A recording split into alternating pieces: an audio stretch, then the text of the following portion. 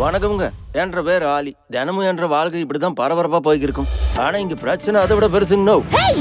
நம்ம எல்லாரும் Stuart little, ice age இந்த மாதிரியான படங்களை திரும்ப திரும்ப நிறைய வாட்டி பார்த்துருப்போம். நமக்கு ரொம்ப பிடிச்ச படமாகவும் இருக்கும். அந்த மாதிரி ஒரு படத்தை நம்ம இனிமேல் பார்க்கவே முடியாது, இப்போ யாரும் எடுக்க மாட்டாங்க அப்படியெல்லாம் நம்ம நிறைய வாட்டி நினச்சிருப்போம். ஸோ அந்த மாதிரி இந்த வருஷம் ஒரு படம் வந்திருக்கு. ஸோ அந்த படத்தோட பேர் தான் ஸ்வாப்டு.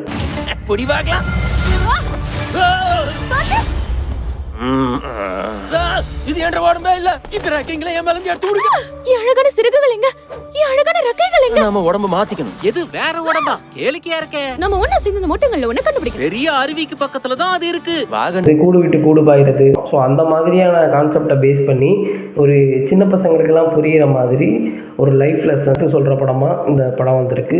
ஸோ இந்த படம் வந்து ஸ்டார்டிங்லேருந்து எண்டு வரைக்கும் எங்கேயுமே நமக்கு கருத்து சொல்கிற மாதிரியே இருக்காது. அந்த கதையோடு ஒட்டியே போகும். நிறைய ட்விஸ்ட் அண்ட் டர்ன்ஸ் வச்சு இந்த படத்தை கொண்டு போயிருப்பாங்க.